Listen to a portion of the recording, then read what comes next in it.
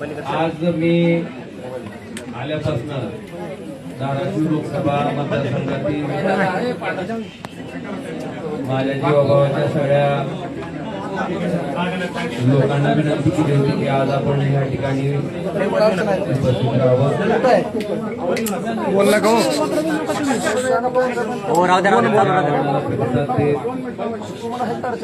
माझ्या लोकसभा कार्यक्षेत्रातील सगळी जीवाभावाची माणसं आज या ठिकाणी उपस्थित होती. जवळपास 4:15 पासून आता 8 वाजत आले. सगळ्यांची चर्चा आम्ही त्या ठिकाणी केली, सगळ्यांचं मत त्या ठिकाणी जाणून घेतलं आणि सगळी मतं जाणून घेतल्याच्या नंतर सगळ्या कार्यकर्त्यांच्या, सगळ्या जीवाभाव माणसांच्या ज्या सूचना आहेत त्या पद्धतीनं मला थोडी पार्श्वभूमी सांगायची की नुकत्याच झालेल्या स्थानिक स्वराज्य संस्थेच्या निवडणुकीमध्ये सगळे कार्यकर्ते त्या ठिकाणी लढत असताना सुद्धा जर धाराशिव लोकसभा मतदारसंघाचा आपण विचार केला तर एकाही पंचायत समितीमध्ये, नगरपालिकेमध्ये त्या ठिकाणी आम्हाला यश मिळू शकलं नाही. अनेक सामान्य कार्यकर्ते, अतिशय चांगल्या पद्धतीने काम करणारे कार्यकर्ते सुद्धा या निवडणुकीत अतिशय वाईट पद्धतीने त्या ठिकाणी पराभूत झाले.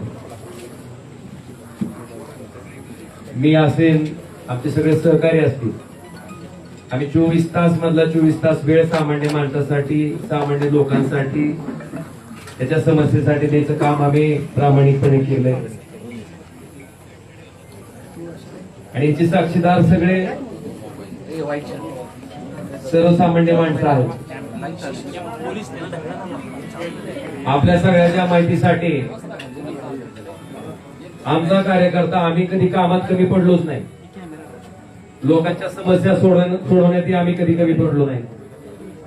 पण दुर्दैवानं सत्तेमुळं त्या ठिकाणी आम्हाला या पराभवाला सामोरं जावं लागलं. मला आपल्याला अतिशय प्रामाणिकपणे सांगायचे की सामान्य माणसाच्या कामासाठी खरं तर इथं आम्ही लोकप्रतिनिधी म्हणून बसलेलो आहे. सामान्य माणसाच्या अक्षरशः ट्रान्सफॉर्मरला सुद्धा त्या ठिकाणी अडचणी येत होत्या. आज सगळ्यांच्या माध्यमातून त्या ठिकाणी आम्ही निर्णय घेतलाय की शिवसेना पक्षात त्या ठिकाणी आम्ही जाणार आहे.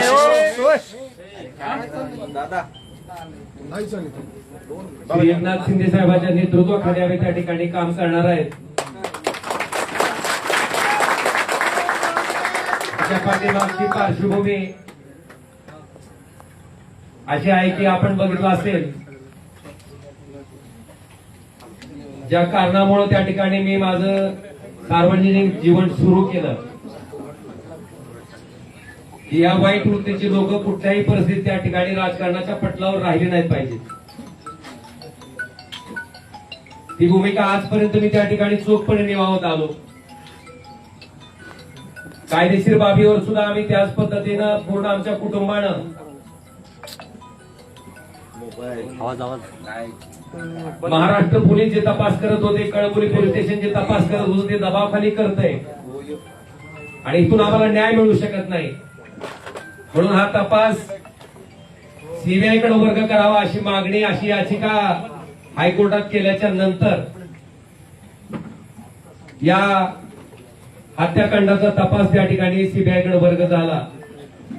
20 वर्ष अविरतपणे न्यायालयीन प्रक्रिया चालली.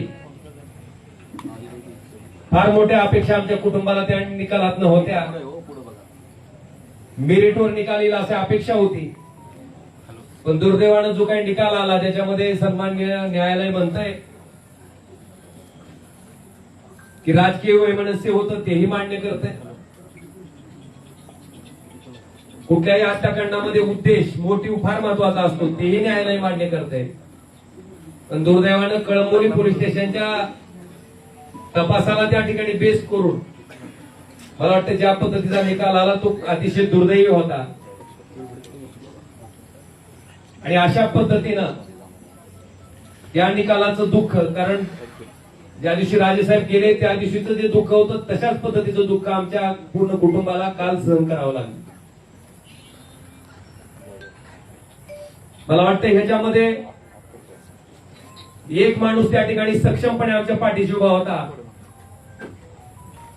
आणि त्यांनाही ते पटलेलं नव्हतं. काल ज्या पद्धतीने निकाल आला त्याच्या बाबतीत सीएम साहेब, देवेंद्रजी फडणवीस, श्री एकनाथ शिंदे साहेब यांच्याशी माझं बोलणं झालं.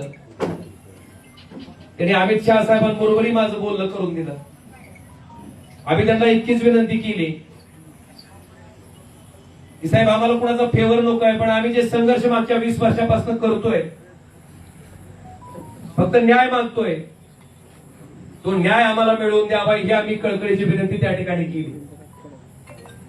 आणि आदरणीय एकनाथ शिंदे साहेबांनी स्वतः समोर येऊन स्टेटमेंट दिलं आणि सीबीआय त्या ठिकाणी माननीय हायकोर्टात या प्रकरणाबाबतीत अपील दाखल करणार आहे.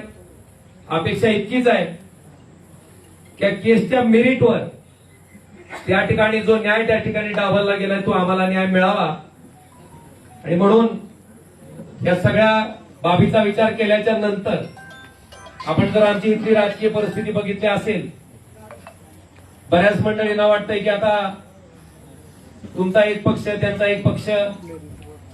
मी अतिशय प्रामाणिकपणे सांगतो की कुठलाही पक्ष असला तर अशा वृत्तीला राजकारणात थांबवण्यासाठी जे काय करावं लागणार आहे त्यासाठी ओमराजे कधीच थांबणार नाही ना मला कोणी रोखू शकत. आज ज्या सत्तेची ताकद घेऊन त्या ठिकाणी आमच्यासारख्या सर्वसामान्य कार्यकर्त्यावर जो अन्याय होतोय, आज गावागावाच्या माणसाला त्या ठिकाणी थांबवलं जात आहे. अनेक लोकोपयोगी कामं आहेत. खासदार म्हणून त्या माणसाला वाटतंय की बाबा खासदारांना आमचं ट्रान्सफॉर्मर द्यावा, खासदारांना आमचं अमुक काम करावं. आज 7 वर्ष होत आले, त्या माणसाच्या अपेक्षा फार मोठ्या आहेत. मला वाटतंय निश्चितपणे या सगळ्या अपेक्षांना न्याय द्यायचं काम मी निश्चितपणे प्रामाणिकपणे इथून पुढच्या कालखंडामध्ये करत राहीन. आणि आपल्या सगळ्याच्या माहितीसाठी सामान्य माणूस ओमराजेला ओळखते. 2009 पासून ते आजपर्यंत, 2006 पासून ते आजपर्यंत त्या सामान्य माणसासाठी मी काय काम करतो हे सामान्य माणसानं बघितलंय. आणि म्हणून कुठल्या पैशाच्या हव्यासापोटी, कुठल्या पदाच्या हव्यासापोटी जाणारा ओमराजे नाही.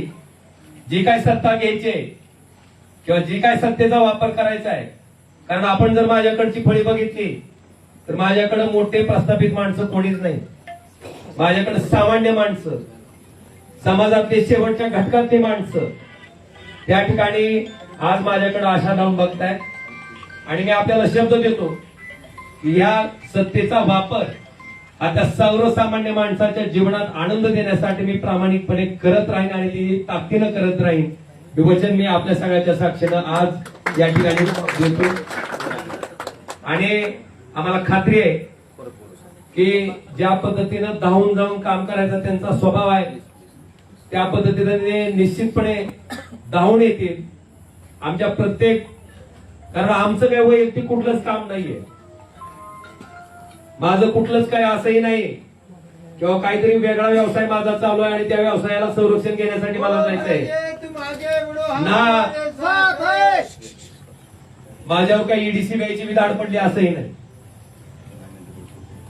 बांधवांनो, प्रामाणिकपणे काम करणारा 24 तास मधला 24 तास वेळ देणारा मी एक सामान्य कार्यकर्ता आहे. आणि निश्चितपणे त्यांच्या नेतृत्वाखाली आम्ही अतिशय चांगल्या पद्धतीचं काम आपण जर बघितलं असेल तर कृष्णा मराठवाडा सिंचन प्रकल्प जो की कित्येक वर्षापासून त्या ठिकाणी अपूर्ण आहे. आपल्याकडे बॅरेजेसची काम आहेत जे की आम्ही त्यावेळेस सुरू केलं होतं, त्याची इस्टिमेट चालू केले होते.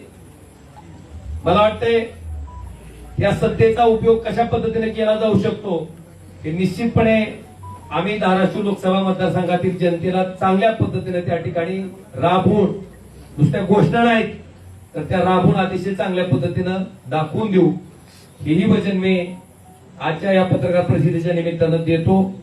आणि निश्चितपणे आदरणीय उद्धवजी, आदरणीय आदित्यजी, बाळासाहेब यांचा सगळ्यांचा मला प्रचंड स्नेह लाभला, त्यांचे आशीर्वाद लाभले, त्यांचं प्रेम लाभलेलं आहे. मला वाटतंय माझ्या मनात, माझ्या तोंडात कधीही कुणाबद्दलही वाईट शब्द कधी आलेला नाही, येणारही नाही. आणि मी मगाशी आमच्या सगळ्या सैनिकांना सुद्धा सगळ्यांना सांगितलं की एकही शब्द भले कुठल्याही प्रकारची कशाही प्रकारची कमेंट पुढे न आली तर मला वाटतंय मातोश्रीबद्दल आपल्याकडनं एकही शब्द जायला नको, ही मी विनंती सगळ्या आमच्या कार्यकर्त्यांना केलेली आहे. मी त्यांचंही मनापासून आभार व्यक्त करतो.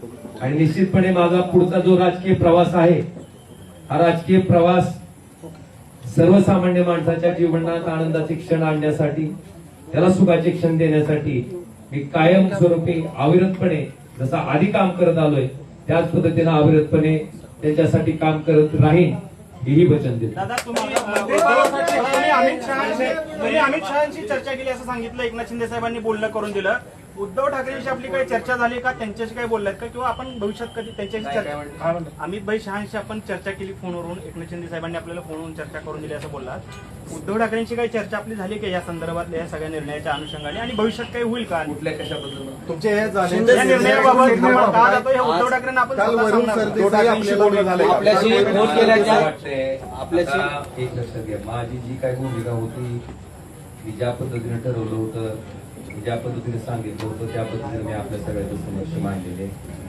आणि माझ्या आपल्याला इतकीच विनंती आहे की आम्ही काय बोललेलो असेल तर निश्चितपणे तुम्ही त्याची बातमी करा, त्याच्याबद्दल काही दुमत नाही.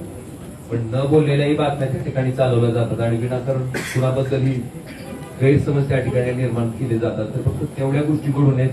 आज मला जे काय बोलायचे हे बोललोय. आणि मला एवढं सांगायचं, मी बोलण्यापेक्षा मी जो हा निर्णय घेतलाय, ह्या निर्णयाचं समर्थन माझ्या कामातनं, माझ्या कष्टातनं त्या ठिकाणी लोकांना दाखवून देईन, एवढं मात्र मी